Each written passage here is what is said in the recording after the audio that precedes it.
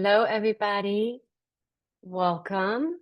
We're going to be getting started in just a minute while we wait for people to arrive, so please hang in there.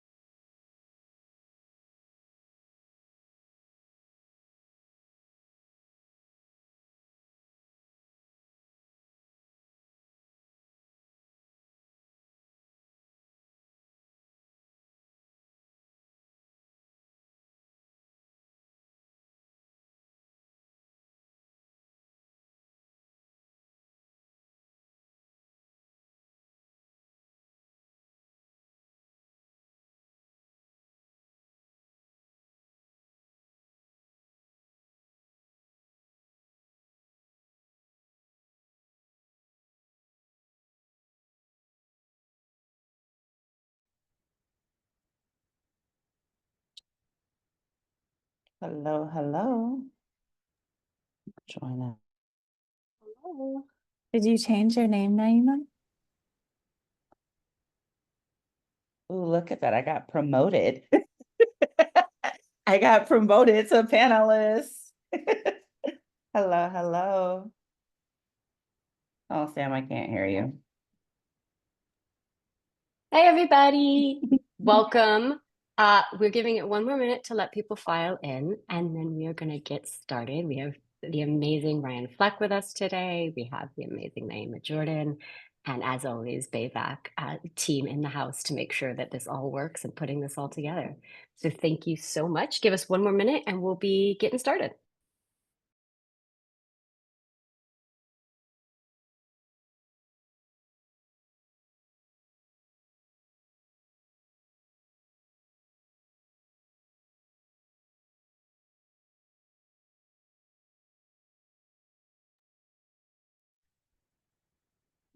Okay. Hi, everybody. Welcome to session 2 of VERSED, BAVC's way of supporting the B-list and B-list writers. We're so glad you could join us tonight. We are going to be utilizing today just some quick groundkeeping, the Q&A. If you have questions for the moderator, Niema Jordan, or for Ryan Fleck, to please put them into the Q&A. We will not be moderating the chat. So if you have questions and you put them in the chat, they are not going to be seen. Thank you so much for everyone. Brittany, do you want to take over and just give a brief welcome and overview of what VERSED is? I can do that. And Brittany is one of our wonderful colleagues at BAVC Media. My name is Paula Smith-Aragoni. I'm the executive director at BAVC. And yes, VERSED is our kind of our responsive training program that we like to bring kind of the best and the kind of the newest information to the media makers that we serve. And so we try to partner with organizations like the B-list and the Blacklist and individual artists. And we try to do short form trainings and conversations like this one. So please stay tuned and look at other VERSED offerings that we have coming up, including the third in this series. That is going to be a conversation with Boots Riley, and we'll share more about that at the end of this session. Just a little bit more about BAVC and how we got involved in this project. We are so excited to get the opportunity to partner with Sam, Bempong, and Rafael Casal, and so many others that have made the B-list happen. It truly is such a powerful group of folks, including the wonderful Niema Jordan, you're going to hear very soon, and Cinemama, and we are just so thrilled to be part of that.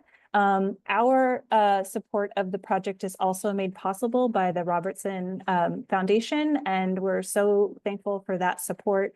And I think that's probably all that I have. I just want to say thanks for everyone for being here, and thanks for being a writer and helping these stories come to light. So thanks so much. Well, okay, thank you so much for that, Paula. I'm going to let the great Niema Jordan introduce herself. And we're going to get started in just a minute. We're having a slight technical difficulty with getting Ryan plugged in, but we will be right on in a moment with him.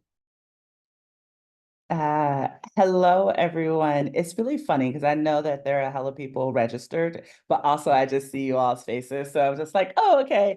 Tricked into thinking it's a personal Zoom. But my name is Niema Jordan. I am a journalist, filmmaker, and speaker from East Oakland. I am also the co-director of Cinemama, which is a nonprofit organization that focuses on creating community for filmmakers in the East Bay.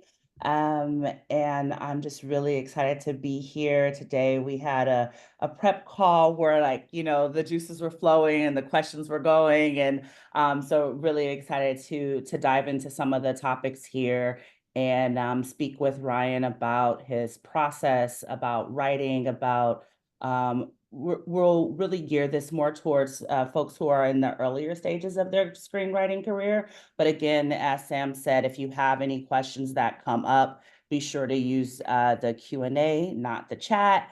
And yeah, we'll get going soon.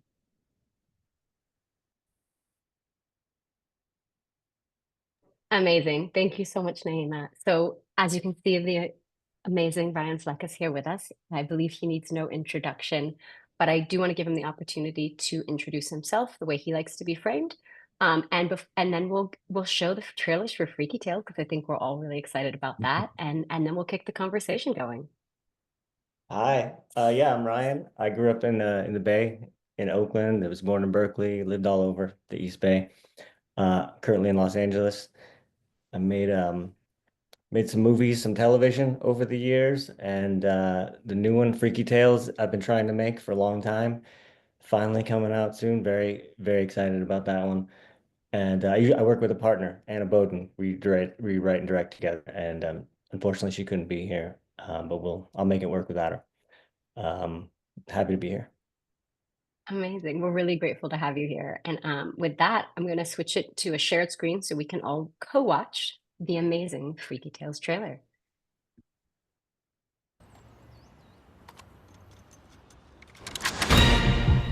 The underdog believes he can do the impossible.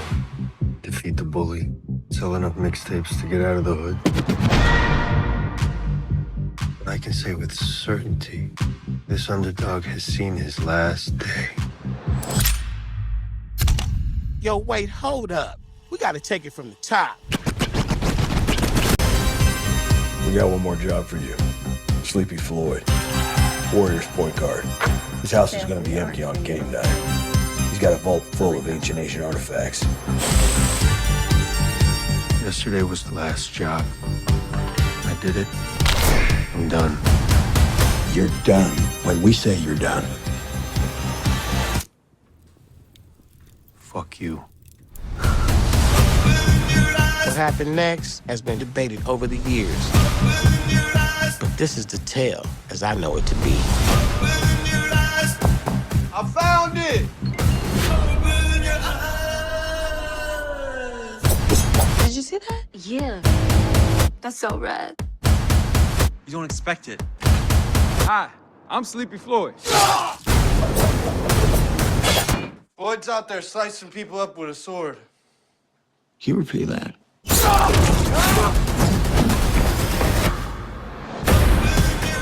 Wasn't every day a story like this hit the town. There's too many of them. That's bullshit. We fight. But for those who lived through it, it became the stuff of legends.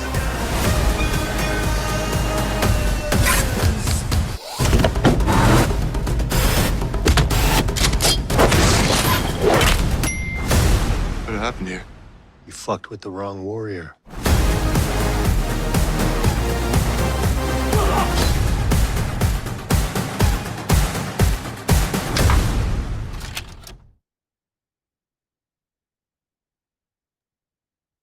Amazing. There's so much excitement happening right now in the chat. That was beautiful. I'm going to stop talking myself and move it over, but I want to acknowledge that there was a very special person who blessed the screen in Freaky Tales, who's a huge member and presence in our community, and that's Angus Floyd. I'm sorry, I said Angus Floyd. We said Sleepy Floyd. Angus Cloud. And before we move forward, I know there are a lot of people on this call who knew him personally, who had connections to him. So before we move forward, I just want to take a moment of silence and just acknowledge this fallen warrior of our community.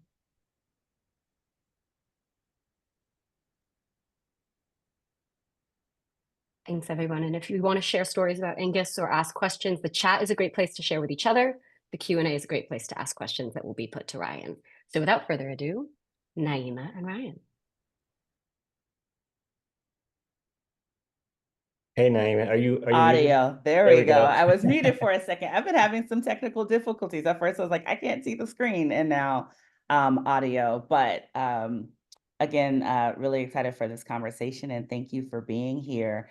So really just want to jump in a bit in terms of your career. I want to know, how did you first get into film and filmmaking, and what made you know it was something that you wanted to stick with? Yeah, I mean, I think for me, it's the same story as a lot of people, or maybe not, I don't know. But just for me, at a younger age, you know, as a teenager, I just got into movies, just watching movies. I loved them so much. I never really thought it was something you could do. But I guess I asked the question at some point. I'm like, who makes those movies? Somebody's behind them. Someone's doing something there. And the more I dug in and learned about it, the more excited I got about the possibility of doing it myself. So yeah, I think, you know, right around high school was when I really figured out that that was something I wanted to do.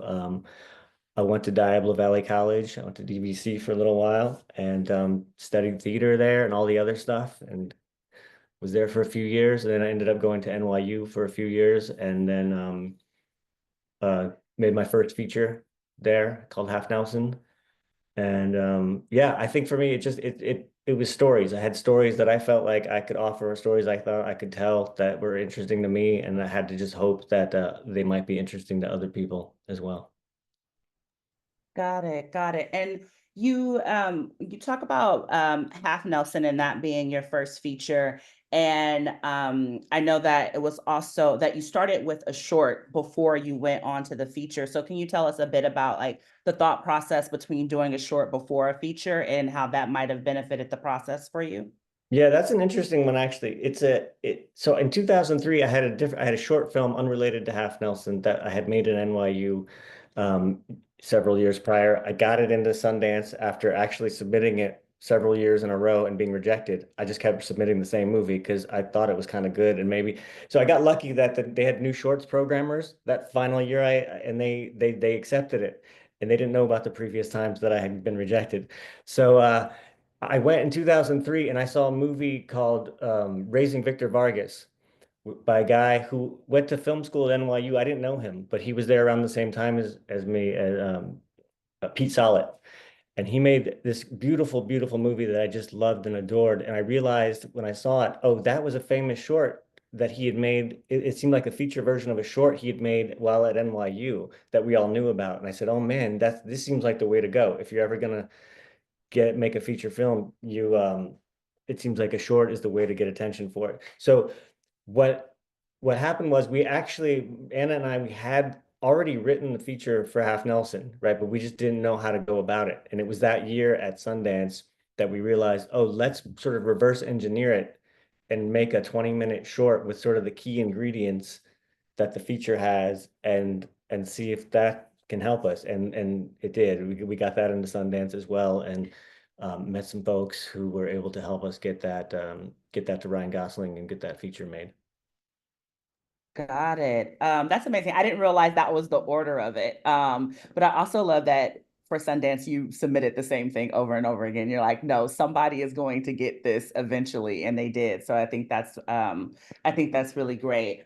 I want to know a bit about so this was an original script that you and Anna worked on, both for the short and for the feature. But also you all have done some adaptations as well. And so I'm wondering if you can talk a bit about the your perspective on, I guess, like what's better or what you prefer in terms of adapting scripts and sort of original, but also what you think is best for folks who are just starting out. Yeah. Well, I think when you're starting out, it's more likely that you're gonna have your own idea, something personal to you that you want to tell. It's less likely that you're going to, unless, you know, you have a friend that wrote a book that you want to collaborate on, it's less likely that you're going to just go adapt somebody else's book, unless you're doing it for fun as an experiment.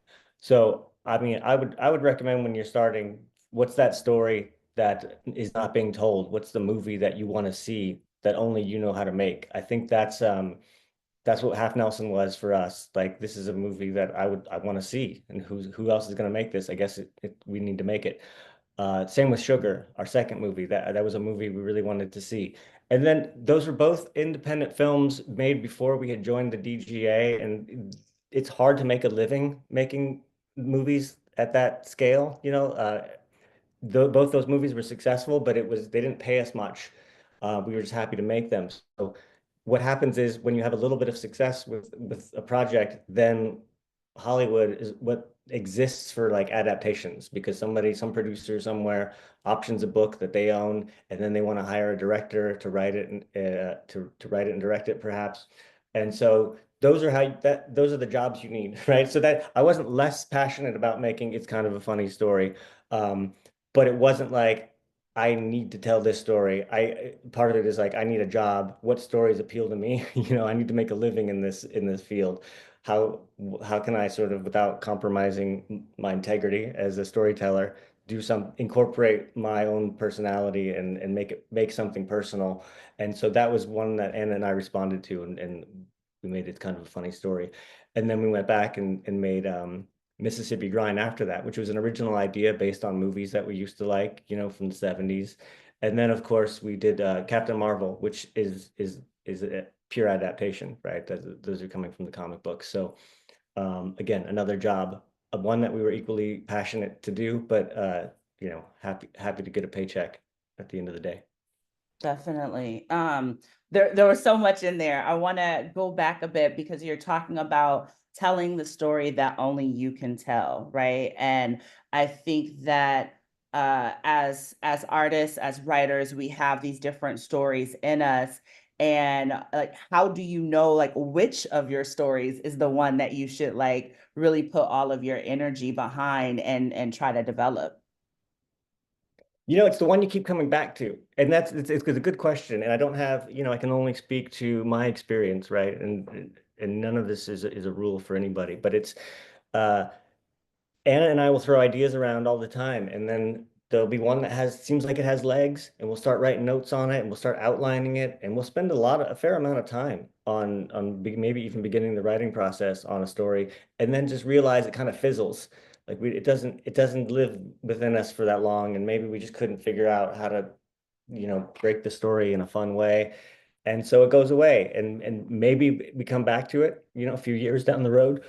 But I think if it's something that you just feel the desire to tell because it just feels, you know, it's within you. You just have to tell that story. And I think you're, at the end of the day, you're the one to answer that question. Like, what am I lukewarm on this? Is this a good story? And you know, if you have to ask a bunch of people, like maybe that's okay. Maybe that's a good way to get feedback if you have trusted friends that you can talk to. Like I've got Anna, like my partner, so we're able to like throw those things around all the time, you know, and discuss whether the story has legs or not. But I think that you know, if it keeps coming back to you, and if you just feel it in your bones, then that's the one. You also talked about this independent realm versus, you know, when you're doing some of the more mainstream films. And I'm wondering for folks who are starting out making their first script, second script, like how much are you worried about or thinking about the marketplace and what the market wants versus the story that you actually want to tell? How do you weigh those things? Yeah, when I started, it's always a tricky balance, I think. And when I was starting, I was never like, well, you know, I want to just come out of the gate and make a $20 million movie. That's not a realistic approach. So we started with the short film. How can we make about a $1 million movie? You know, that feels like something that we could actually send around and get an actor attached and get, you know, people interested. It's manageable enough. And that's what Half Nelson was. And I just feel like having realistic is not a word I like to throw around, but it's, pragmatic maybe, expectations about what you can achieve. And I think that we weren't just making a movie for ourselves. It wasn't like Half Nelson, hey, let's just make a movie that I don't care if it makes any money, but either money back. Like I'm sensitive to that. We want to make a movie that people want to see, and that we can make, if it does well, we can maybe make another one, especially when you're making your first one. I think you do have to be a little bit aware of what the audience is for that movie, and how are you gonna get people to pay attention. It's even harder now to get people to pay attention than it was 20 years ago, because there's just so much out there. And so but uh, you still have your integrity as a filmmaker, and it's not just about like how much stuff can we blow up, and how much make my big low budget action film. Although I don't know why I'm even belittling that, because remember Robert Rodriguez's first movie, El Mariachi, is like a $7,000 like stunner, so artful and amazing, and part of the narrative of that story is how he got that made. And so if that's what it is, go for it. That could be your thing. And so I'm not gonna get in the way of that. Got it, got it. You also mentioned in terms of figuring out, what story to tell, that you and Anna, you throw different stories around and sort of see what sticks. And so I want to get a bit into what the process is like for you, having a writing and directing partner. I guess we can just start with like, how did that partnership develop? Right. Yeah. Okay. So it wasn't like and I'm not here to tell you, hey, go get a partner, right? Because it might be inorganic, right? That's not like, oh man, Ryan has a partner and as a partner, I guess that's what I need to go, make movies. Um, we were friends. We knew each other in New York City. She was at a school. She went to Columbia actually, and I was at NYU. And she did like a summer intensive workshop at NYU, and we became friends and worked on somebody else's movie together. And then we just um, got to know each other really well, and we were helping each other make each other's movies. So like, she was still in school and I was out of school, but I was like helping her make her little student films, and vice versa. And we made some little short documentaries together, and it was just organically came about. And I had this Half Nelson idea rolling around, and it was something that I had been working on alone, and I was, sharing stuff with her constantly and getting feedback, so much feedback that at some point it felt like we were really writing it together. It wasn't like we sat down and said, okay, let's write this thing together. It just sort of happened organically.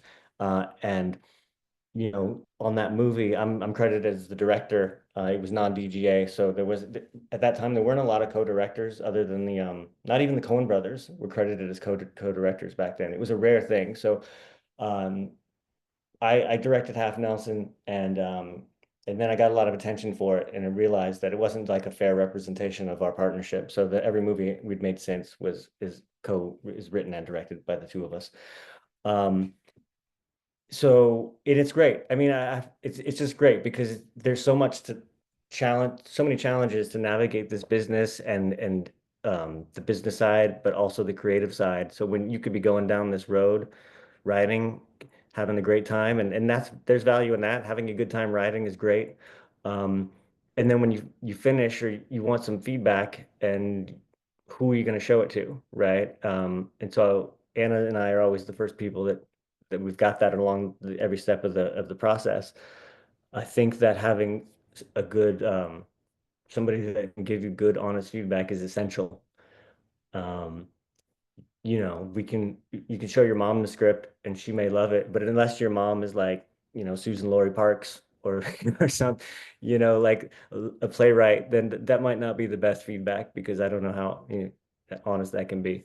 So yeah, I think that it's important, but it's hard. Like I can't tell you to just go out and get a partner, or just show the script, find somebody to show the script to, because a lot of these relationships develop organically over time. But I think filmmaking is very much a social medium, right? And screenwriting may not be, but to get it to the actual production end, I think you've got to get started in terms of learning how to communicate your vision with people.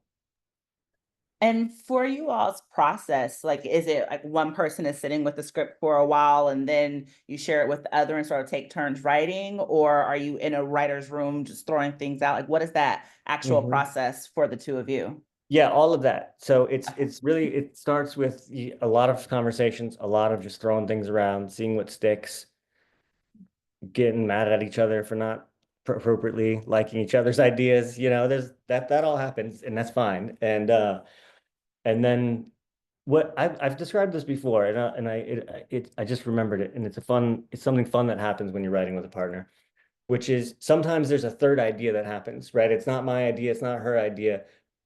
And it can happen in the weirdest ways. There was one time where she said something that I misunderstood, and I said, "Oh, really? Like this, and this? That's what you mean?" And she's like, that's not at all what I said, but I love that." So it wasn't like I just came up with the idea. I just misunderstood something she said. So weird things happen when you start talking, and it's part of the fun of creating. Being creative. I think some people do it alone, right? Like some people are masters and they can do it all themselves, conjure the movie and get it out there and direct it. And that's not as fun for me. I like working with somebody that I trust. You just gave the example of maybe sometimes it's the third thing. I'm wondering, what's an example, or do you have any examples of maybe something that you all weren't on the same page about, but after like really hashing it out, it's like, okay, this actually was a good idea. Like maybe you went away from it, but then you came back, and like sort of what was that I guess like conflict resolution process for you all? We're still learning as we go. It's been 20 years, and there were a lot of fights in the beginning when we were still like struggling to figure out how to work with each other. But what we learned over time is, if you have time, and you don't always, but if you have time there, especially in the writing stage, you have all the time to like figure out multiple paths. And then it's like, no, I think this is the way to go. Usually the person that kind of like feels it the most wins out, and it's very rare that we're both like, just, no, this is it. This is it. One of us will put up the fight and say, I need you to trust me on this one. And was like, okay, all right. And there's time to recorrect or go a different direction later, but this person cares enough about it. We're gonna see that through. When we're shooting, if it's about trying something with an actor, there's usually time to do a few takes. And so we get it the way one of us likes it. And we're usually both pretty happy and on the same page with that. And if somebody else is like, actually, I want to ask him or her to do something like this time. I want to try to see how it goes. And then it's like, great, go, let's see how that works. Try that. Being open to trying things, I think, is important. In post, I think we've had some of the hardest arguments, because that's the end of the process, right? And so then it's done. So once you make that editorial decision, these are the final decisions that complete the movie. And those can be a little tougher. But we usually land in the same place. And every now and then one of us is like, all right, you get this one, you get that one, and I'll give you this one. It's rare, but that's when you work with somebody. It's not one of our solo visions. It really is a shared vision that we have in our work. Got it. Yeah, I'm always so interested in that process and that collaboration, because we talk about how collaborative filmmaking is, but also when you're so passionate about things, sometimes it's hard to let other people's thoughts and notes come in, right? And so thinking about that, like you already said that being a team is helpful in terms of feedback, but what does it look like once you all start to get feedback from folks outside of the duo? What is that process? Yeah. So if it's a screenplay that we finish and that we're both, we go through our process, the two of us, we will usually start to show it around, show it to some people that in our circles that we admire, that we like, that we know, that we've done this before. We share each other's scripts and get that feedback. It's also good to have two people for that process, because when you open yourself up to that kind of feedback, it's a vulnerable place to be in, because you're asking someone to critique you, right? And it can feel personal, and there's a tendency to get defensive, you know, to defend your work instead of just hearing out. So I think when we do that, we can get together afterwards, debrief, and say, okay, so this person really didn't like this, this, and this. But I think that's just a taste thing, right? We can write like their taste is different. And I think we like this enough where we're going to hold on to this. But they were also super confused about this in a way that we don't want that confusion. So let's clarify. Let's go back and make sure that it's clear what's happening in this part of the story, right? And so that's useful to have those conversations to sift through, because your head can spin, I think, sometimes when you get all this feedback about, well, I trust this person and I like this person, so I guess I've got to go implement all of their thoughts into my next draft. And I think it's important to be able to sift through what's their taste, what's their personal reactive taste, which is different from yours, and that's why it's your movie, and that's why you're writing your story, because it's your taste that you were providing to your audience. So you got to make sure you hold on to the thing that makes it yours, but be aware of the things that are bad, bad confusion. There's good confusion and bad confusion. Bad confusion is confusion you don't want your audience to have. But if you're writing something and you just want, like, a man walks into a room and then walks out and everyone's staring at the man, and it's like, who is that man? But you know, later in your story, that man's going to come back and he's going to be important. So if people are like, I didn't know who that man was at that time, like, well, who was that man in the room? And you're like, well, don't worry about it, because it's gonna be clear later. Like, you know, we're gonna satisfy you later. Those kind of things sifting through are always important. You don't need a partner to be able to do that, but it's nice to be able to say, hey, I think that guy was full of shit when he said this, this, and this. What do you think? You know? Got it. And that's just, I focused on the script writing because that's kind of what we're doing here. But then Yeah. again, when you start making the movie, it becomes a similar process, but it's a little bit different, because you're actually reacting now to the material itself, the movie itself.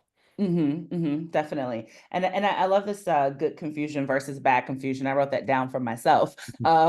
Like good note to have there. I do want to get into a bit more in terms of like actual script writing and sort of dialogue.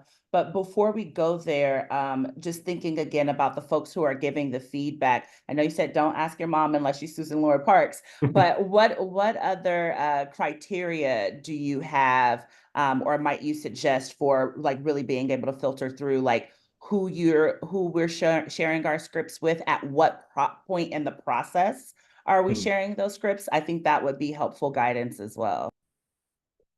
Yeah, it's I feel like you've got to, asking someone to read a script is a big deal. And as people have asked me to read their scripts, and I hate reading scripts. I don't really like, this is my job. I get sent scripts and I've got to read them, and I don't want to. I don't want to read anybody's script, and I've got to do it for a living, you know? And so if I'm going to do it for a friend, it's like helping somebody move, you know? It's like it's like that Seinfeld. It's like, are we ready? Are we really ready for this? Am I the one you're asking to help move? But yeah, so if I'm going to sit down and read the script, I feel like you, the writer, need to just do your reader a favor and make sure you've reread it multiple times, you've rewritten it multiple times to make it as good as you can make it, or so it's truly that you're convinced this is what the script that I need to have read now, because I feel pretty good about this. It should never be a first draft. You've got to go back. You've got to go back, because you'll just, when you're writing, you know, you just have to get it out, right? And then you've got to go back. I'll write stuff one day. I'll write a bunch of pages one day, and then I'll start the next day. And I went to bed that night thinking, man, that work was good today. Woo! And then I'll go back and read it the next day with a fresh mind and a cup of coffee, and I'll be like, that is terrible. What was I thinking, right? So I think you've got to go through that. You've got to like force yourself to look at your work, be critical of it yourself, and then make sure that you feel good about what you're asking somebody to read. Because you know, you're asking for their feedback. And if you're just asking someone to say, hey, you're a genius, this is great, that's not helpful. That's not helpful to you, or the person reading it. Even though I know, as somebody who's given scripts away, you kind of want that, right? You kind of want somebody to be like, this is amazing. But you also really need the people's eyes on it, because you need to understand how they're processing your work. So I don't know. What do you think? I mean, you're a writer as well. Like, what do you think's a good time to show work?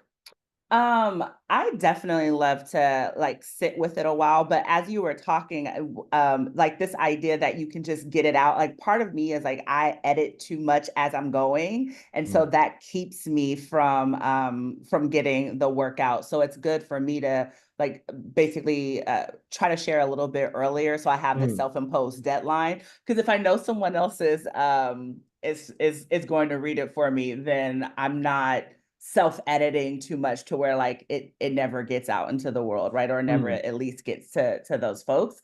At the same time, I depending on who's reading, I can be really easily influenced, right? And so it's like I want to share my work with folks that I really respect, but also not someone who might have a little bit too much sway on, if they don't like it, I might abandon my whole thing, in order to try to impress them. And so I do think that there's a balance in terms of who I'm sharing it with and when. Like I definitely want to be more grounded in my idea and the direction of the story before I share it out. Definitely not the rough draft. That rough draft is very Is rough. very rough, right? So yeah, and then the other thing is like not sharing it with too many people too early, right? So like maybe having like one person that I share all of my work with. I don't have a writing partner, right? But who's that sort of like go to? I know that that person can always read my stuff, and then maybe selecting the next readers based on genre or experience or that type of feedback. So I feel like the who I share with depends on what the project is. Yeah, that's smart. That's good. Yeah, and I think it is important what you said, because for some people, I do like to go back and read what I did the first day, to like for momentum to like continue into the next day. But I do think that for some people you can get you too caught up on a moment, and you'll never allow yourself to move forward. And so I think that's a good point you made about just you do have to finish it. You know, you have to get to the end. Yeah, definitely have to finish. Um, well, just again, in terms of the writing process, thinking about writing dialogue, right? Like, what are let's start with dialogue. What are some tips that you have for us in terms of how to write dialogue, how to like really hone that skill? Yeah, a lot of people have different ways of doing this, and I'm curious what you do as well. But for me, my experience when I was younger, and really just getting excited about movies and how to write one, and I knew what movies I loved, right? And so I would watch them repeatedly. And again, I think I'm still a teenager here. I didn't have a life. So I think I'm like 16, 17 years old. I'd seen Taxi Driver, and I was just completely blown away by the filmmaking in that. And I didn't understand. I wanted to understand it better. So I had like the VHS tape, put it in, hit play. Uh, a scene happens, right? Pause, write down the scene that I just saw. And this isn't just dialogue, it's the structure too, right? The structure of a movie. And I just stopped it and I wrote it down. And I wasn't like writing out all the dialogue. I was just explaining like beat by beat, like, oh, here's what happens in this scene, here's what happens in this scene, here's what happens in this scene. So then at the end, I've got this list of all the scenes in Taxi Driver, and I'm like, okay, I see how the movie is mapped out now, right? And this is more of a structural thing than dialogue. Specifically for dialogue, I started to see movies where I was like, ooh, I really like the dialogue in this. I like the language, the rhythms of what's happening here. And David Mamet, like Glengarry Glen Ross was a movie I saw, and I was like, wow, how is the musicality of this is so interesting that I went and read the play, right? And just the rhythms of that play were, it's theatrical, it didn't really feel like a movie, but it was fascinating. So I would identify movies try to find the screenplay if I could. If it was based on a play, read the play. And you could see this, you could start to see the difference between like a David Mamet dialogue, which isn't exactly realistic. It's very stuttered, it's very strange and awkward, versus like more realistic dialogue. I don't have an example right now, but something that sounds more naturalistic.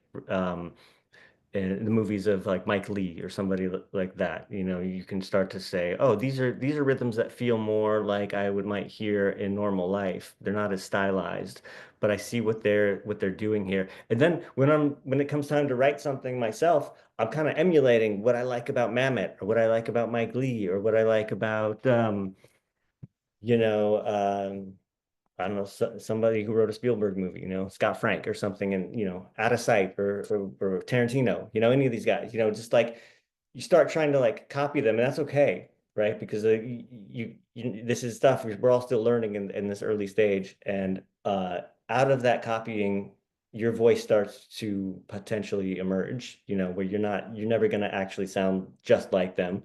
But if you understand what they're doing, if you understand the rhythms of the dialogue that they've put on the page, you can start to emulate it, and it'll sound like yourself eventually.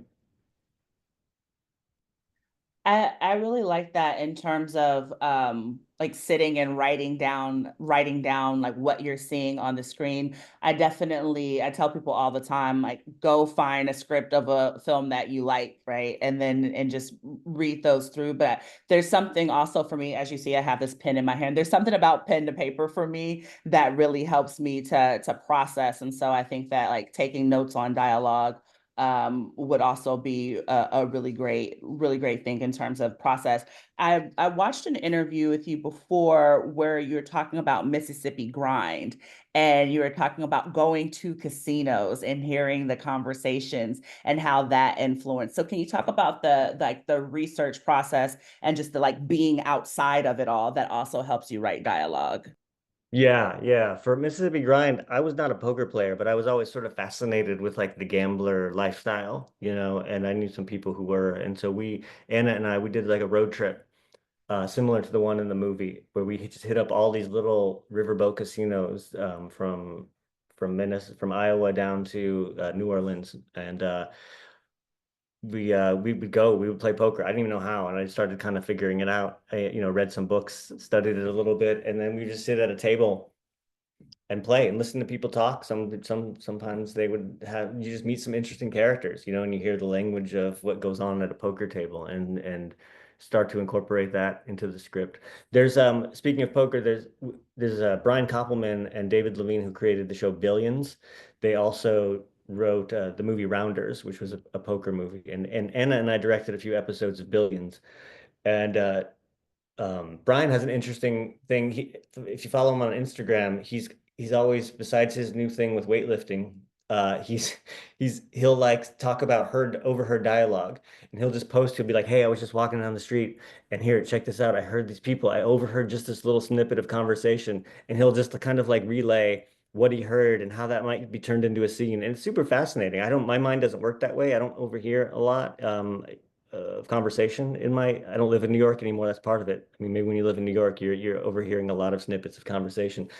But I really like that as well. Overhearing things, whether you're at a poker table or just being in the world, on the subway or the BART or wherever, and just like hearing snippets of how people talk, and then thinking about what the larger conversation might be about, and what it would sound like in dialogue in a movie. Do you have sorry, my brain went two ways, because when we talk about like not being in New York, I was thinking about like in LA, you're just in your car so much that you're definitely not, overhearing a lot of that conversation. I'm like, yeah, that's definitely a thing. Thinking about dialogue, like what do you do when you get stuck? Like you're writing something, you have an idea in terms of what this scene is supposed to look like, maybe kind of like what you want them to say, but it's not necessarily like hitting home, not coming out. Like, what are the things that you do when you are stuck, specifically around dialogue? It's a good question. And I think when you're starting out as a writer, and I was guilty of this, and I think that you write too much exposition into your dialogue, right? Where you have characters explaining too much about what they're thinking and something that happened prior. And I think it's always a battle of how to get that information out in other ways. Sometimes people just have to say it, and it's best to just get them to say it and move on. You know, you need information, the audience to know information. You have to deal with that.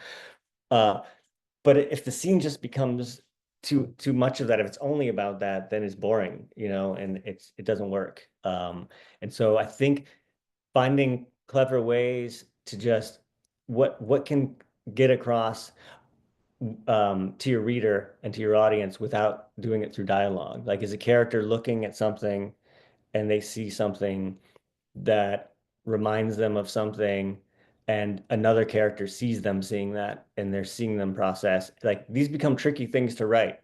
You do have to explain to your reader sometimes, you know, even if your intention is to get great actors in your movie and let them do the acting that helps communicate so much of what you're trying to do, you do have to have your reader understand what the hell is going on. Um, and so I think sometimes you have to hold your reader's hand, but you don't want to, you can do that in the scene descriptions. Like, I think oftentimes I'll find myself writing and there might be a strange moment with looks between two characters and somebody says something cryptic, and I'll write in italices underneath it, I'll say, uh, this is a weird moment. More on this later, because it might evolve and explain itself later, but I want the reader to understand you're not confused here. It's okay. This is a little bit weird. I'm not going to over-explain everything to you right now, but hang on with me. We'll get through this together. I'll explain it to you as we go as we go.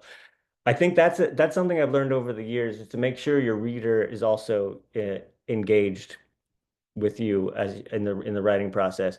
Can I do this now? Actually, I got sent this pilot not that long ago. It's a Yes, pilot yes. script, and I'm gonna pull it up because in the first page of this pilot, the writer, and this didn't get made yet. This was sent to Anna and me to possibly direct. And in the first page, after it describes sort of a paragraph of a strange kind of fight that's happening in the shadows, we jump cut to, and this is me reading. I'm reading, this is the author. Bring in those sweet, sweet tunes. Song, Merle Haggard, Mama Tried. This entire scene plays out to the song. Put it on for a minute. Go ahead, get a vibe. I'm like, that is cool, because I was just told to go get a vibe by the writer, that, you know, and I think that was a fun way to like break the ice between the reader and the writer. That script also lends itself to that kind of thing. You know, I got the Dunkirk script here. It's like Christopher Nolan is doing that on the first page. That's going to be weird in a movie like that, you know. So you got to be careful with that kind of thing. You could tick off some readers if you're doing that too often. But in that particular moment on the first page of that script, I was like, all right, this writer has confidence. They just told me to like go get a vibe. Basically, like, I'll wait. You come back and read when you're ready. So I love that. And so I do that a little bit in my scripts as well. In Freaky Tales, there's a scene that takes place in a video store. Um, and pull that up. And I say, so the clerk turns to Clint, there's a guy that's watching him. I say, note to set dressing. There must be prominently featured VHS copies of Scanners and Reanimator in this shot. So like, what am I doing there? Like, this is a sort of a strange genre movie, Freaky Tales. And like, for the reader, maybe you know those movies, maybe you don't. But like, I think if you know what Scanners and Reanimator are, you kind of get a vibe for where this movie is headed. And I think that so I'm kind of giving a clue to the reader of where this is headed, but I'm also actually telling set dressing, hey, go get these VHS tapes cleared. It's a little bit of a different situation for me writing Freaky Tales versus what a lot of you are going to be doing at this point in your careers, because I knew that movie was being written for me to direct. And when I do show people, like, they know that's for me, you know, and it's not like I'm trying to get you know, some hot other director to take my script seriously, you know, like if I put that in a script and gave it to Scorsese or Ryan Coogler or somebody, they would be like, what's going on here? Why is this dude telling me how to direct my movie? So you got to be careful with that, but just be aware of it. Like, I think sometimes scripts can be very dry. If you're just describing man walks into a bar, says X, something X happens, that's fine. You can go about it. You can be engaging still if your story is engaging. But I think to just have fun with the writing and have fun with your reader it makes it more entertaining. I love that advice. I'm also thinking about like folks who are submitting to the Bay list, right? There are so many scripts that are coming in, right? And there are so many readers that they have to go through and levels and all of these things. And so keeping in mind that you want to engage your reader because you're not the only script that they're reading, right?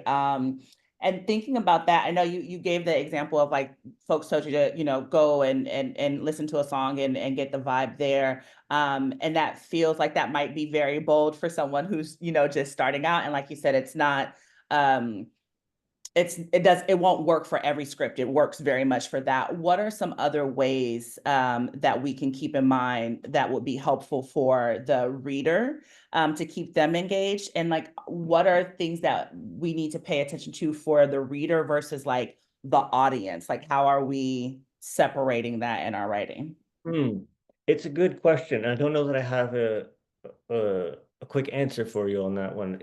I think over time, some of these things get learned with time, and I'm still figuring it out. I'm still like, I mean, I'm here like teaching a class, but I'm still figuring out all these things. And like literally, the thing I just read about that page one Merle Haggard thing, like, I'm almost 50 years old, and I've never been told to go get a vibe in scripts that I've read. So I was like, that's cool. So I'm still figuring this stuff out too. I think that, it's at the end of the day, it's the same. It's kind of the same because, you need to get your reader to, well, maybe it's not the same because you have to get past that reader, right? You've got to get that, like, and and with these studios, it's like some lower level person, who's going to hand it to their boss and that kind of thing is at work there. So I just think that the dialogue needs to crackle. And I think that don't don't take your screen direction so seriously. I think just try to be quick about it. Don't overdo it with like, oh, this color needs to be here. Like that thing I did with the set dressing, you probably don't really want to do that. I mean, I'm referencing movies. If you're gonna reference like some other movies, that's cool. But you probably don't want to like be directing your script for another director, unless that director is you.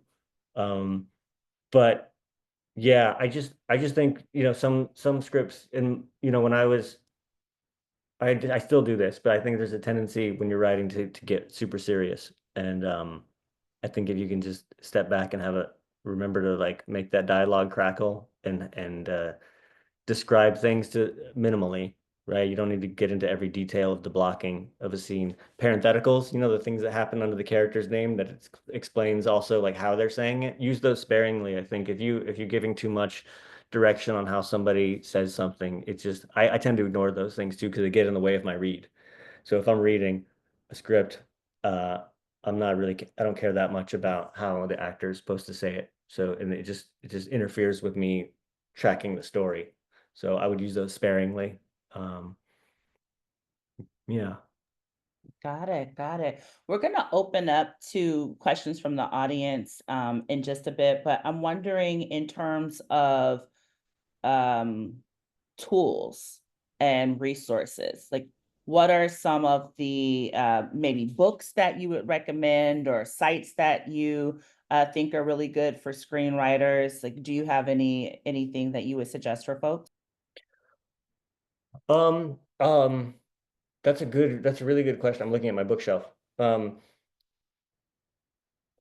I was younger, I just wanted to devour everything, right? And so I read the screenwriting tool books, Sid Field had written a bunch of them. And I think some of those get a bad rap now because they seem to like be prescriptive on how, there's Robert McKee, I think, his book Story. Like he's featured, played by Brian Cox in adaptation brilliantly. So funny, so great. But there's a lot of truths in that book that I think it's also good to know. Executives for a long time, I don't know if they still are, but a lot of movie executives were obsessed with that book. That was sort of like their guide to like how a screenplay and a story is supposed to unfold. So it's good to know what they think they're looking for. But for me, just I like reading from some of my favorite books are, written by filmmakers. Like the Sidney Lumet book, Making Movies, is just a fantastic. And I'm a huge fan of Sidney Lumet's films. Not all of them. He's made so many. Some of them are pretty bad, actually. But he's just so great. And the way he talks about his process, I think is super fascinating. He's not a writer though. I mean, I guess he has written, but he's not typically a screenwriter. I don't know. I mean, I'm looking at this book too. Also, like, this is not about writing either, but like Tarantino's book on cinema is a fascinating personal look at the movies that sort of he grew up on. And I think the way that he talks about them are, we read so many books. Those of us who like to study film and read about filmmaking, we read these books, and like they're very serious, and they talk about like cinema in a very like sort of spiritual way. And I do admire that. But Tarantino talks about it like it's like in the way that he writes movies. He writes about them in the same way, where he's like, this motherfucker did this and this, and it's just like, that's hilarious. I mean, I've never heard in a sort of scholarly way somebody talk about movies in that way. Um, Spike Lee's journals on the making of his first books, like the She's Gotta Have It and Do the Right Thing journals, and the Sex, Lies, and Videotape, the Steven Soderbergh movie, his journals. These have all been published. These are fantastic books on early days of making independent films. They were huge for me. The Robert Rodriguez book, whatever that book he wrote on the making of El Mariachi, I'm blanking on the name of it, but that was a fantastic book as well. Someone just dropped it in the chat, Rebel Without a Crew. Thank you. That's it. As you were saying it, Sam dropped it in the chat there. Yeah. Anyway, I grew up on those books. Those are like, for me as a young filmmaker and writer, those were instrumental because I didn't know. I needed to understand how did these were people that didn't come into filmmaking because their father or mother was a director. These are people that came in independently because they had a story to tell, and they needed to tell it, and I wanted to know how they did it. And some of the things apply still, and a lot of them don't. These guys were shooting on film and expensive cameras and shooting on film stock in a way that you don't have to do anymore. So it's in some ways it's easier to get your first movie made than it was for those people. Yeah, every time I think about how expensive it was to shoot on, well, it is to shoot on film, but it was to shoot on film versus how we're working now, I'm like, oh, thank you. Thank you for new technology. I want to, let's see, we have some questions coming in, but I'm wondering, just as we're talking about the writing process, what were some of your, I guess, hurdles in terms of the actual writing of Freaky Tales? Like places where you got stuck, and how did you work through them? So for Freaky Tales, if I'm being honest, this was the most fun I've ever had writing anything. And I'm going to tell you why, because it doesn't necessarily help writers. It's not like good advice, but I'm just going to tell you from my experience why. Because this is a movie that was so personal to me. It's just taking everything that I was obsessed with growing up in the Bay Area in the 80s and just throwing it into the movie, and like just having such a great time remembering things, inventing other things, and it just flowed so easily, and it was so fun to write. And if anything, it was just about like getting it made was really challenging, which is another story. But in terms of the writing itself, it was the time from when I first had the idea. It's like, man, I really want to make a movie about 80s Oakland called Freaky Tales, and Too Short is going to want to be in it somehow. And and like the Gilman punk scene needs to be in it. And Sleepy Floyd, his record-breaking game against the Lakers in 1987, that needs to be in it. So for decades, this was all swirling in my head. And I was like, how does this all exist as a movie? I didn't understand how to do it. So I guess the years that went on where I'm just thinking about it between projects and not full time, just like occasionally, like, hey, how am I going to get that Freaky Tales thing? How's that thing going to come together? Then when one day it was like it hit me that it was an anthology. It was 4 short films all into one, but they cross over each other. Some characters intermix with each other's stories, but it was able to focus on one story at a time and make them short. And I didn't give a damn about anyone's backstory. And that was freeing because these is like pulpy and it's a genre exercise and it's just like a fun popcorn movie. And we're not trying to like do anything. Um, like for those who've seen Half Nelson, I mean, that is a very intense movie where a psychological portrait of a man struggling and a friendship, and it really goes deep into these characters. And we were like, nah, we're not doing that on this one. And I think that was really freeing because it's not the kind of thing that we typically do. And so when Anna and I started having conversations like, well, what about this character? Like, do we need to know a little bit more about what it's like when at their home and who their parents are? And it's like, no, we do not. We have characters who are being bullied by Nazis and they decide to fight back. That's the story, right? And that's what the story is, and we're sticking to it. So the simplicity of that was great. Now, if that's the story you're doing, go with it. But if you're trying to do something that's a little more nuanced than Sugar or Half Nelson, just to reference my own movies, then you are going to have to explore people's souls and your own in that process. And for me, it was just living out a childhood fantasy. That's what this movie was. Got it. Yeah, I'm still very salty that I missed it at Sundance, and I'm so excited to see it when it comes out. So okay, so we are going to get into some of the questions here. I should ask, do you need to take a break for a second? I know we've just been going straight for an hour. So water, tea, do you need to? I'm okay. I've got water. Okay, cool. No, let's All right, keep great. going. I'm like, all right. Okay, so If you need a break, you need a no, break. I All got right. my tea right here. I'm All good. right. All right. So we are going to, let's see, looking at this here. Okay, some of them are already answered. Okay, so while writing a story, how often are you asking yourself, is this marketable?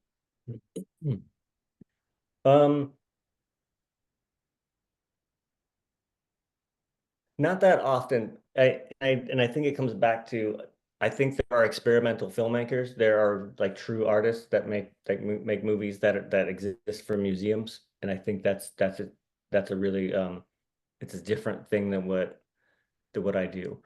Um, I make movies that hopefully get a theatrical release, so I need that already is sort of baked into the DNA, like somebody needs to want to watch this. I think about I went through a big Gus Van Sant phase, and I remember he made his sort of trilogy of movies that with Elephant and Jerry was the middle one there, and that was just long tracking shots of Matt Damon and Casey Affleck walking through the desert, right? And that's extremely experimental. And I think that what he's doing is he's pushing like art film boundaries with like a movie star in it. And so that's interesting. But I don't think he's ever like, yeah, this movie's gonna make some bucks, you know. And so I think that I'm not thinking about what the box office is, but I am thinking about the vitality of like can this movie play in a theater? Can this attract an audience? I'm not trying to be like on Captain Marvel, like that needs to be a commercial movie. Like that's what the thing exists for. So yeah, that's already like baked into the DNA of that whole franchise over there. And so you come into it and you're like, yeah, how are we going to entertain people today with a Marvel movie? With Half Nelson, it's like, well, we're making a small movie about an addict. It's going to be provocative on some levels. This relationship is interesting. We're gonna like, we're gonna try to undercut some expectations that we may have in that genre. But it's gonna be a performance based. We're gonna get good performances. It's gonna be an interesting relationship. It's gonna be emotional. Like I think people are gonna want to see this. So those are the calculations. Not so much how much money is this movie gonna make, but is there an audience for it? Got it. And you're saying, is there an audience for it? The next question is, it's hard for me to know what the audience would like. What is some of the criteria you're looking for to decide stories you want to make into movies, or which stories that are to stay on the shelf? Yeah, sometimes, yeah, it's usually not about the audience so much. It's just my ability to understand the story itself. And so, like, Anna and I had been exploring writing this sort of thriller that takes place in a border town, and so we've been working on that thing for a while, and the border politics is constantly changing, right? And so we were like, well, it's going to be different, it's going to be different from one week to the next. We need to see how this kind of plays out, because by the time we're making it, there's going to be some other approach to what's going on on the border. But also, that was just sort of a backdrop to the story, and we were really having fun, but struggling with sort of the the plotting of a thriller, right? And it's like a paperback kind of thriller, and so it should have some twists and turns in it, and we were just kind of struggling with how to make it all come together. So we may come back to that at some point, but it wasn't about, is there an audience for this? It was really about we couldn't crack we haven't yet figured out the key to unlocking that story in an exciting way. You- Did that address the question? I don't know if it did. Yeah, I think so. Because it's what speaks to you all, right? And so like the audience is there, but it's really, what you're connecting with and what you understand. And I think it's also interesting that you said that you come back, that you might come back to it. And so then I'm wondering, like, how many scripts do you usually have in play at once, or like what's that sort of staggering like for you in terms of Well, working on scripts? when I was younger, it was a lot, because you got to start writing. You got to start writing things that you in the back of your mind know that probably aren't going to get made. When I was young, I had to write a screenplay, and just to show that I could do it. And it wasn't particularly good. And but I got to the end of it, that thing we're talking about, I had a 100-page script. I'm like, that's cool. I can, it's demystified then. Once you've written it, you've written a script, and now you're a screenwriter. That's what it is. And even if you're a bad one, welcome to the business where most of us are pretty bad at it. So so there are a bunch like that. Not so much these days, because I managed to make a living with it, and so I've got to be able to you know uh, write things that we can make. And so the thing that I was just describing was sort of between projects, we had time to like sort of explore what's our next original gonna be. But in the meantime, we get sent books, and we're pursuing an adaptation of something right now, and it's a fantastic book, and I hope that happens, and maybe we'll come back to the other original idea, a couple years from now. Got it. Let's see. This, as a writer, what is the most difficult part of moving from final draft to production?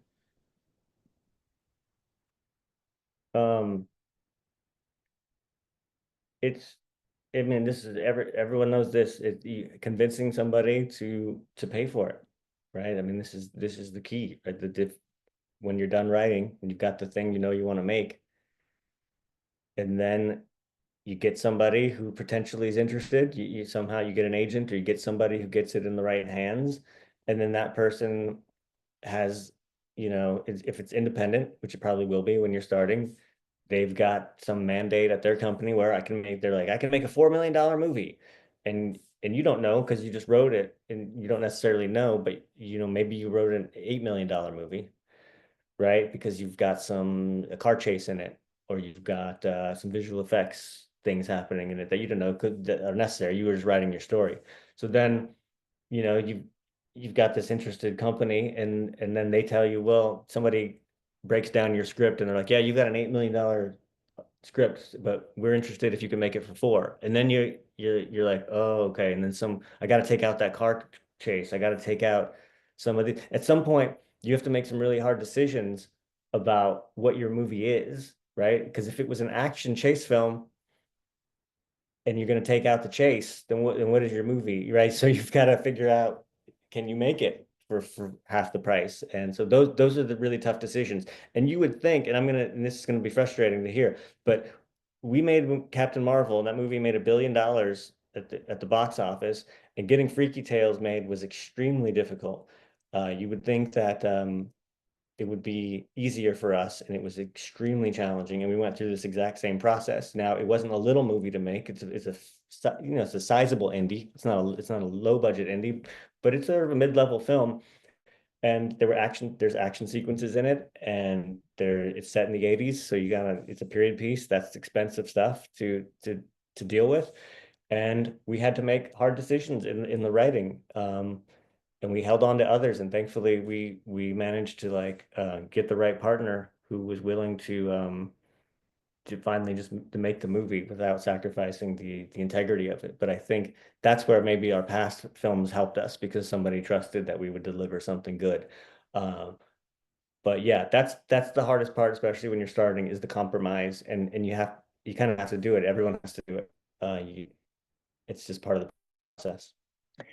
Do you have a point where maybe like before you actually start shopping, you sort of sit through and say, okay, if somebody asks us to cut these things, these are the things that absolutely cannot be cut? Or is it something that happens, as you're shopping? Yeah, you kind of know. You kind of know. Like there were some sequences in Freaky Tales that had a lot of extras and no action in them. There was like a big protest scene right in the street, and it's like, wow, that's a lot of extras, and it's like that's not really that's not essential to what this movie is. So we're gonna axe that. You just find the things that you can start to that without losing the soul of the movie that you can live with.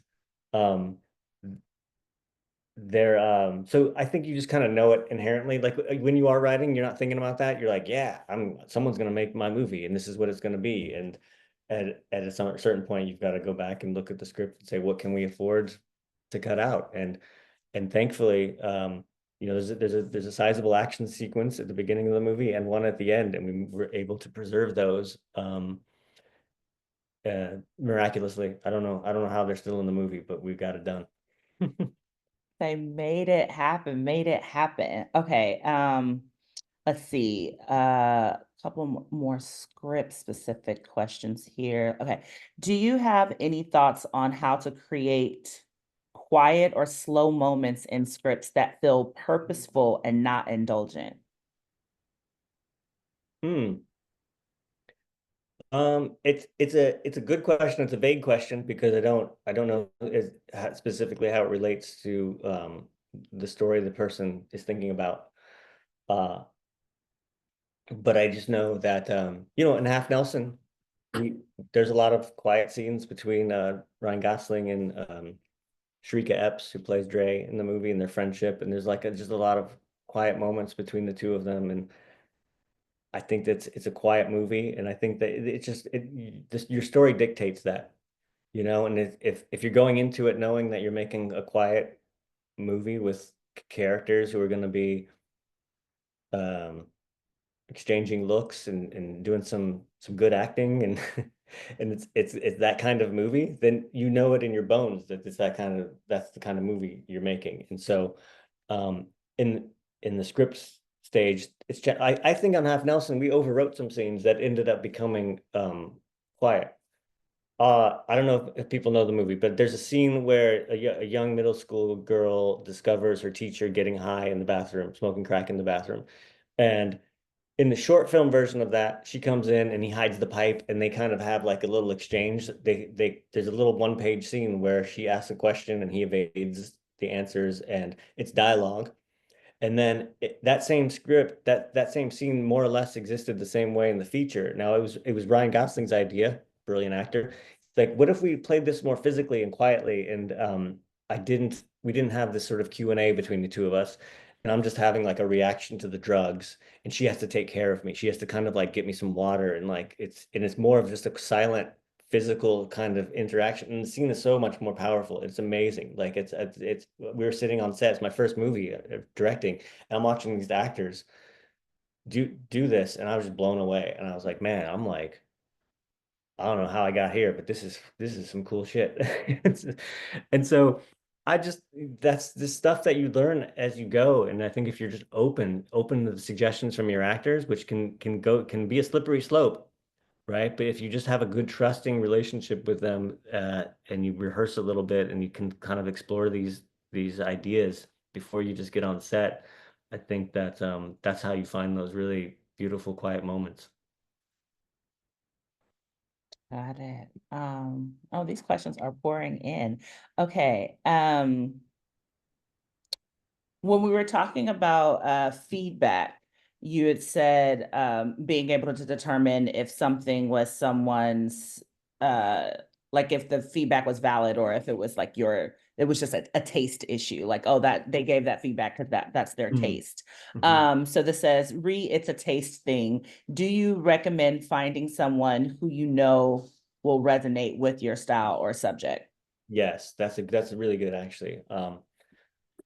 Like if David Lynch made a movie or a script, like, and he's going to show it to somebody, if he showed it to Michael Bay for feedback, right? Michael Bay would be like, what the fuck is this shit you're showing me? And so you need to understand like David Lynch's aesthetic, right? Like someone who understands a David Lynch movie should probably be giving, if not that he asked for feedback from anyone, I don't know his process, but like somewhere along the way he's got to get feedback. And you should just know it should be people that understand what you're going for. And I think that's important to communicate as well.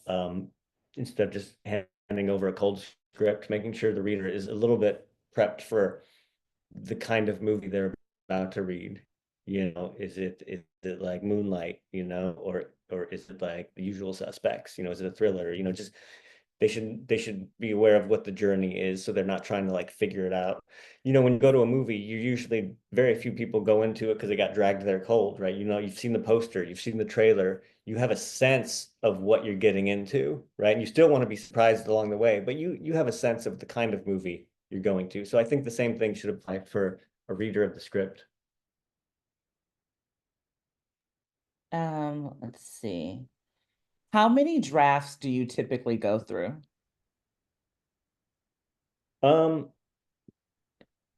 Just a handful until we get to production, right? You know, a handful of changes we make internally, and then there'll be budget passes, right? Then there's the passes that I was describing earlier, where you know the budget limitations, and you've got to get the script.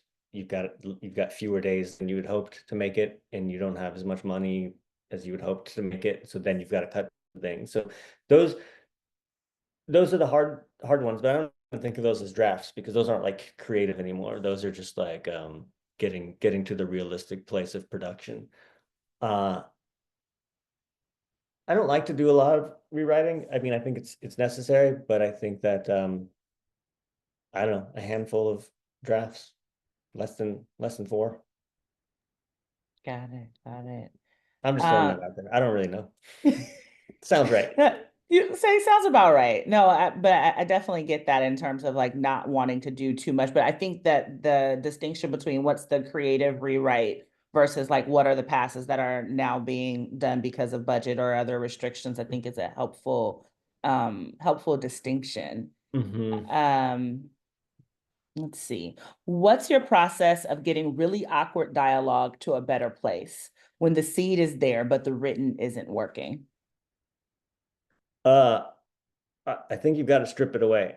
Most awkward dialogue tends to come from just too people saying too much stuff.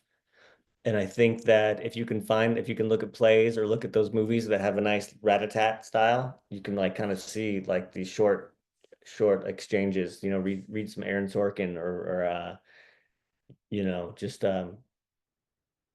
find, I think it goes back to finding those movies and scripts that you like and just reading them and looking at them and noticing, hey, those scripts don't have big chunky passages of people describing everything that happened in their day. It's usually exposition that makes it clunky and awkward.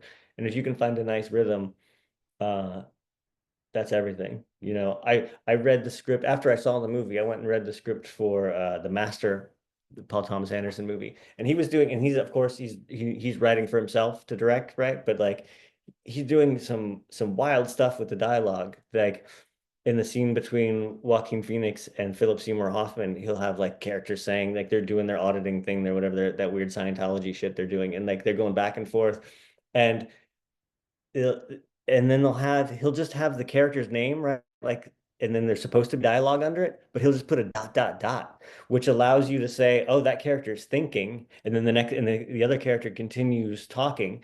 But rather than like have that character, you could put a pause, right? You could just put a pause, like the word pause into their dialogue to indicate that they've paused, or you could even say this character is thinking about what they're saying, but he doesn't interrupt the flow. And I thought it was really fascinating to see that. I'd never used that or seen that, but it works and it feels like the movie. You know, you can see, oh, these characters are having a rat-a-tat-tat style back and forth dialogue that's really working, and he didn't want to interrupt it with words. Got it.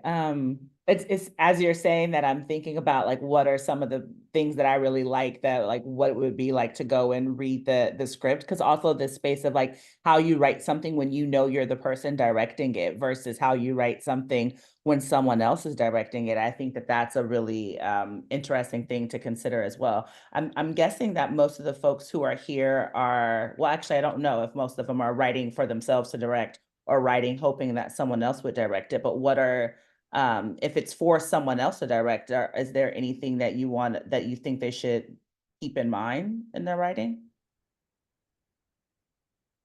For someone else to read and direct? Yes. Yeah, I think it's back to that stuff we talked about earlier. It's like you want to build that rapport with your reader, you know, and I wouldn't do the thing that I did where you're giving notes to set dressing, you know, I don't do that kind of thing. And but also do that rapport thing sparingly, you know. I'm just like, don't mistake what I'm saying for like, oh man, okay, I'm gonna tell the writer to listen to this song now in this scene, and this song in this scene, and then I'm gonna, you know, don't talk to the reader that much. Use that Got stuff it. sparingly. And I think yeah, and that I think you have to hold the reader's hand a little more in your descriptions. And that doesn't mean over describing all the blocking, but I think you have to walk them through some story beats, right? Like you want things to be mysterious. You sometimes have to write a line. This should feel mysterious. It will be explained later. Like I had a thing in Freaky Tales I came back to again and again, was like, this may or may not make more sense later. Like I said that a few times in the movie, because it just let the reader know, okay, I don't fully understand this moment, but I guess there's something going on here that I should just clock. There's another moment where I say, remember this man, he will come back later, because in the movie characters overlap each other's stories. So like there's one character who will pass through a scene and other characters look at him, we clock him, but it doesn't mean anything to their story. But when we enter that same moment from his story later, that's going to mean something. So I'd say, hey, reader, pay attention. This guy's coming back later. That's it. Just keep it simple. Got it. Got it. Okay, let's see. How do you approach directing actors, especially when working with first-time actors or blending them with seasoned professionals? Yeah, I love that. That's the best thing. I think when you get less experienced actors working with more experienced actors, I think there's a nice fusion that happens. And I think rehearsals are important, but not in the sort of theatrical sense. I don't really like to rehearse where we start like getting into where someone's going to be standing and how they're saying their lines. But I think Anna and our favorite rehearsal move is to get some of the cast together and just go bowling. You know, it's like a fun activity where you're having a good time. It's physical, and you can like talk to each other between frames. You can laugh at each other. And I think building that rapport is the most important thing you can do as a director, is just having your actors trust you, um, and feeling like they can be silly and do things that are weird, because actors have to do a lot of weird things in front of you and on camera. And I think if they feel like they're in good hands and you have a nice relationship, then that's everything. So there's not always time for that. You know, if you work with a movie star, they don't always want to go bowling with you. They can just show up on set one day because they're busy people. Uh, but if you can, I think that's super important to do, and just give people freedom. You know, I think give people freedom to try things and not come in after something I learned over time, you hear something in your head, you want to hear it a certain way, and you will eventually get that, and you can eventually come in to tell that actor that you want them to say it a certain way and do what you want. But I think if you have to let that actor explore for a few takes before you come in with anything, because they're still learning how to move in front of you and the camera and the operator and the lights and everything. They need a few takes to just figure out where like the place they're in, you know, before you start getting into, hey, you missed this your mark here and you didn't say this line, and like just let them just do it, you know. Stop messing with them for a few takes, and then, you know, time is crucial, so you can't indulge that all day. Eventually you have to come in and start gently nudging them in the direction you want them to go. But I think over time, I'm very nervous. I was very nervous when I was younger as a director because they weren't doing it the way I wanted them to. And and I had to resist the urge to go tell them to do it the way I wanted to do it. Sometimes the most exciting thing that would happen is they would do something else different and better than the way I wanted them to, because I let them figure it out on their own. And all of a sudden it's like that third idea thing again, where you're like, oh man, I didn't even think it could be done that way. That's cool. We're going with that. I didn't even need to hear it the way that I wanted because I just saw it, and that's the one, you know? So I think patience is important. That's so good. I always think about like how open folks are to their actors, how open directors are, and it's just really good to hear that. Okay, if writing a true story, how do you decide what makes it in and what doesn't, especially when there are so many critical pieces of the subject's life? In this case, my grandfather. Yeah, that's a tough one because if it's your family member, you're gonna feel like you, you you know, you owe something to that. I don't know. Like that just feels like that's a fraught situation to me. Not I'm not saying not to go down the road, but I would just approach it like any story. Um, you're telling a story, right? And so what are the beats? What are the beats of that story, whether it's true or not? You know, what you've got to focus on what the story is. And it would probably be a good exercise to just think of it as not a true story and think about like what what's the story that I'm telling here? You know, whether it's about grandpa or not, you know, like what's the experience? What's the arc of the journey? You know, like it's just a character, you know, whether they're related to you or not. I don't know. I don't really know the details, but it's a hard one because you can't tell, you know, the Bob Dylan movie, right? Like the movie, um, A Complete Unknown. I thought it was good, and I like that they didn't just it wasn't like a biopic from beginning to end. You know, they focused on an aspect of Dylan's life, which I thought was interesting. And but that's tough. That's tough terrain because what do you leave out? I mean, and you're talking about somebody's life, so I don't know. Good luck. I like that though. What is the story you're telling? If it's not, if that person wasn't related to you, you know, like what would the story be there? I just kept thinking about time constraints as well, because when people have these expansive lives, you know, there's only so much that you can tell given your time frame. So, yes, Yeah. but good luck to the person who wrote that question. Let's see. Have you ever worked with a writing editor for your screenplays? Or is that something, or is that something that naturally happens with your writing partner? If so, where do you find a good story editor? I don't know. I don't know the answer to that. Yeah, I've only worked with Anna, and then we get studio notes, right? And then we gotta work with the person that hired us to write it if it's not something we're doing on spec. Um, just another thing that I've picked up over time, I'll just share with folks, is that when sometimes you write a scene, and this is what we did when we were younger, we would write a scene that has a piece of information. The sole reason for the scene was to get some piece of information across, right? And I think we've learned over time, if that's the only reason the scene exists, that's not enough reason for that scene to exist. But sometimes you need that information. So we couldn't cut the scene later because like, oh God, we've got this scene now that doesn't mean anything, but this is key information that we need to get across. You got to put that in another scene, figure out how to get that information into another scene uh, so that there's a bit larger purpose to the scene itself, if that makes any sense. because you struggle with it in post. Then you'll know in post, you can start to feel it like, oh man, this scene sucks. And we only we only wrote it for this dumb reason, and we can't cut it for that reason. Because you want to cut things out all the time in post, you know. And I think that the challenge, the thing that in our careers that we've been struggling with is to anticipate those things in the writing process earlier, so that we don't have to spend money and time shooting things that we know we're going to cut out later. And so sometimes Anna and I will, as we're looking at a script we wrote, we start to examine it and say, all right, which one of these things are going to get cut out when we're in the edit room, you know?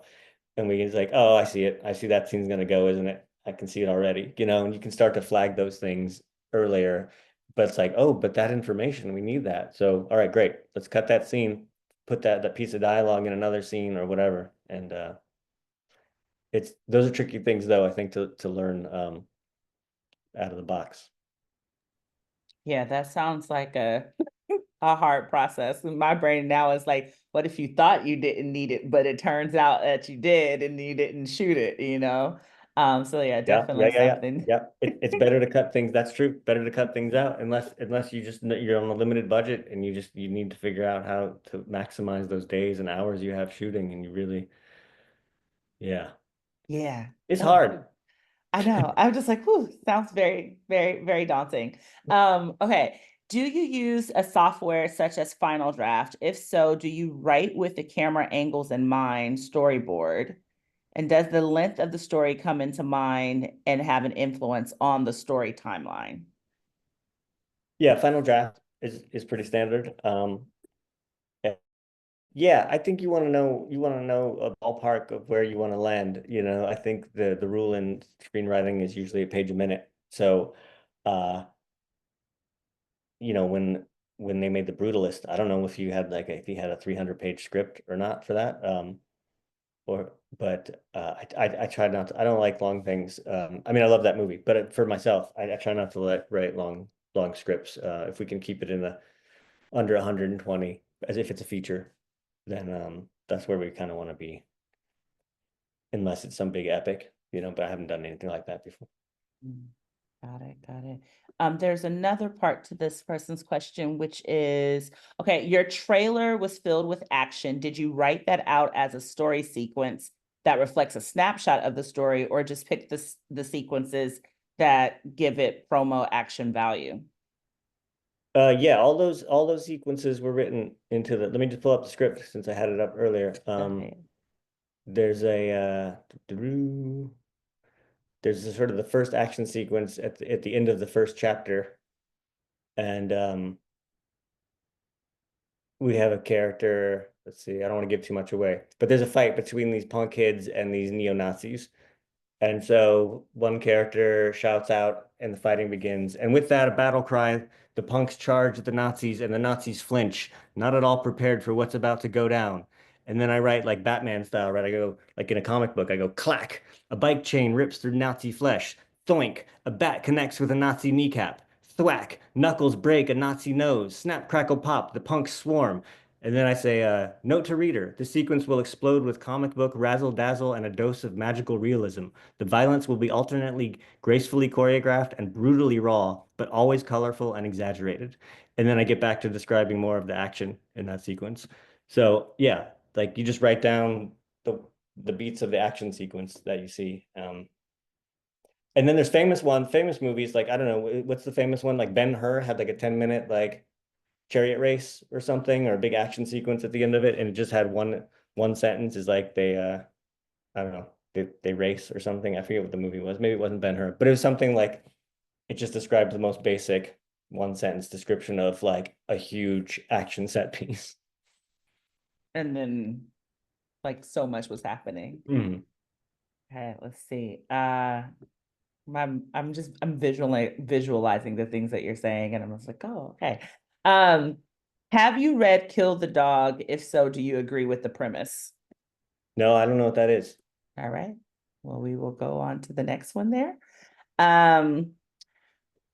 How often are you writing with a particular director or lead actor in mind versus letting the story lead and thinking about those things later?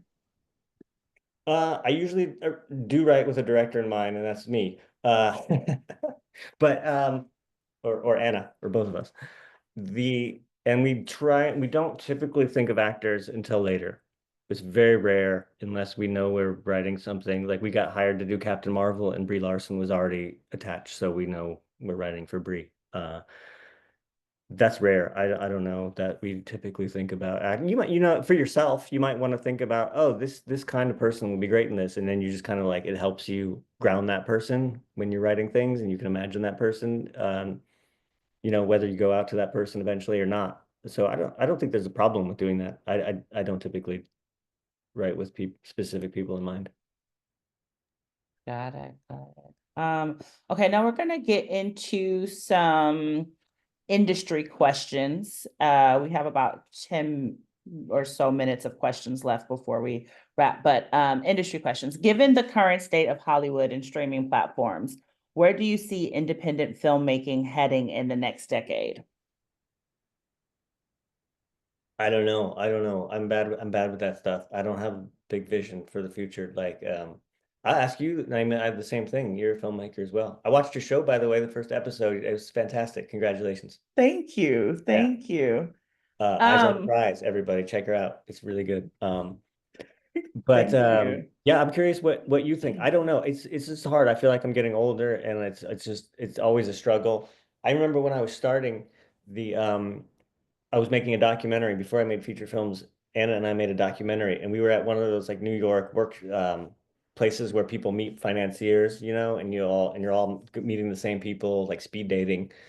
And you sit down in a room and you talk about your project, and then you move on to the next person. And I looked over, and Albert Maysles was sitting there doing the same thing, and I was like, he was 70 something years old, legend, absolute legend, and he's doing the same thing that we're doing. And I was like, oh man, we're all screwed. If he has to sit here and beg for money the same way me, a 20 something year old just starting his first movie, this is going to be a rough road. So um it's always tough, but I think people always have stories to tell, right? People share their stories, and they've got a need to tell these stories, and I think that's what's gonna keep it moving forward and advancing the art form and all that stuff. But yeah, you chime in. Yeah, I mean, I think I feel like it ebbs and flows in terms of like thinking about like where funding is coming from. I think that like you said, people will always have stories, and I think that sometimes it's a matter of figuring out like what is the best medium for this story, right? Like, does this actually have to be a feature-length film, or is it a short film? Or I think the other thing, like when I'm working with other filmmakers, I always say like, what is your actual goal with this film? Because like if the goal is just to get the film made and for people to see it, then like you could probably do a more scrappy production and like put it up on YouTube and get eyes that way. But if your thing is theatrical, right, then there's something else that you're going to go for there. But if your goal is awards, right, like if you are catering this towards industry in a certain way, and not necessarily specifically just for the audience, then you'll have a different approach.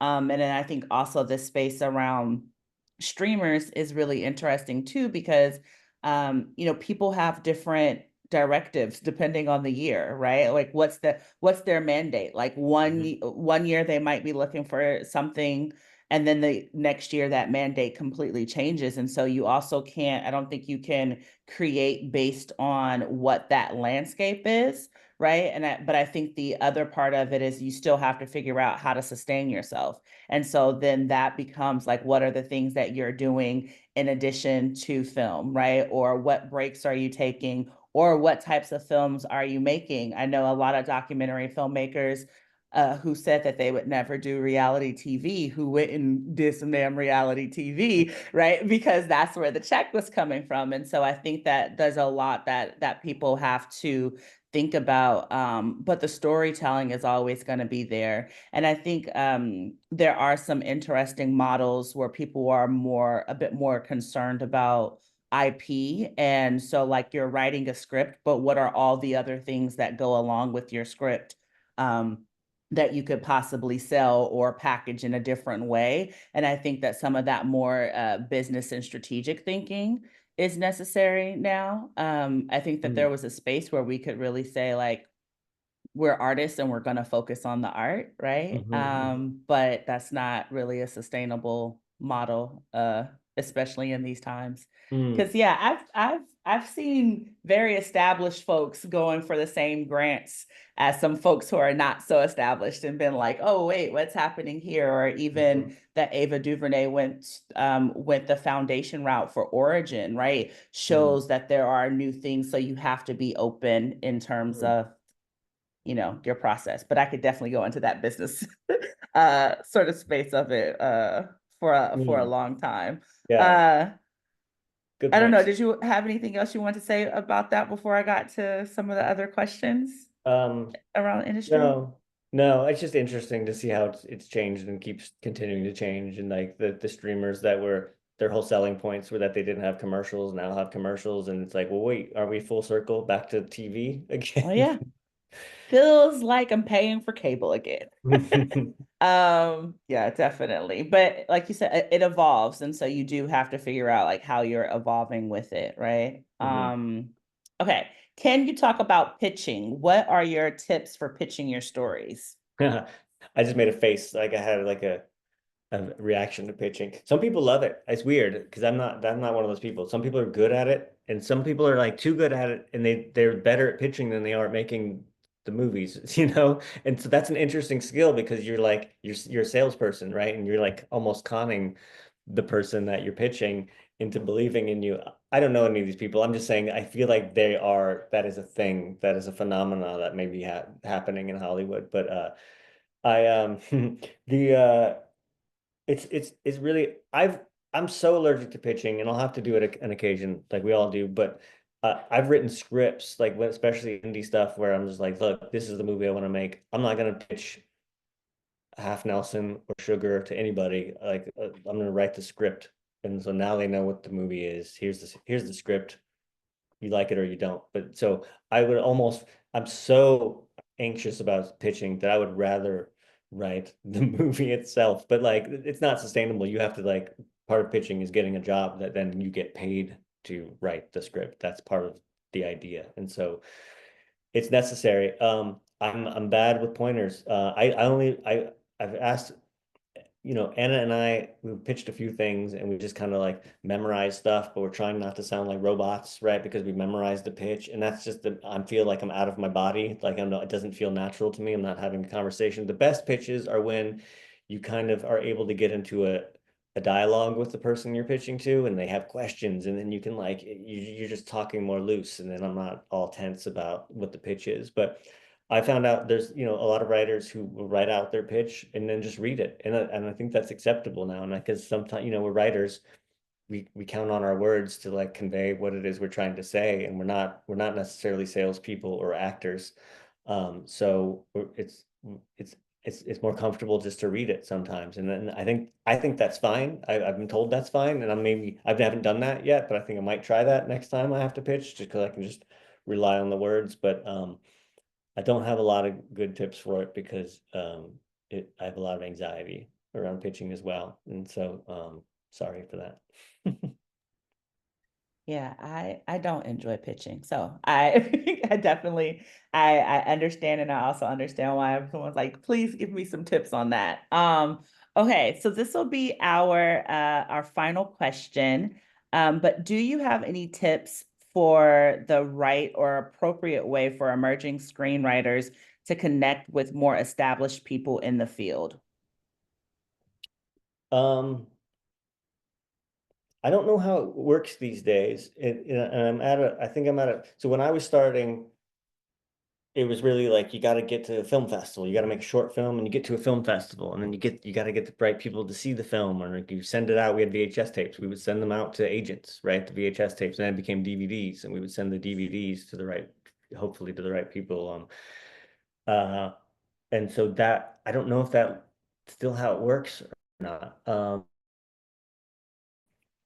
I wish I was more helpful with that. That feels like something I should know, but like I just feel like it's a different landscape for me when you know where I'm at, and I'm thinking about for young people, like the film festival still a thing. I mean, that's still a thing, right? Like I know that getting something made and getting it out there, I think is the first step. And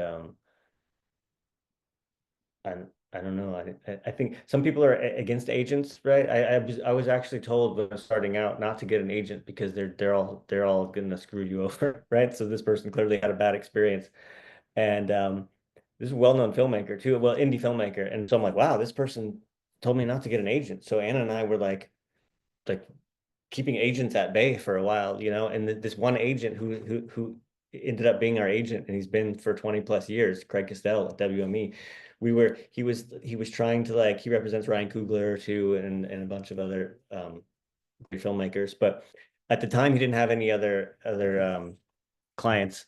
And he was doing all this work for us. He was trying to get help us get Half Nelson to the right people. He was getting the script out. He was doing all this stuff. And he was like, hey guys, so can we have the conversation now about like maybe me being your agent? Like, and we were like, no, it's cool. We kind of like how things are working right now. And then we realized, we got off the phone and we're like, we're just we're running this guy around. He's doing all this stuff for us. He's basically acting like our agent.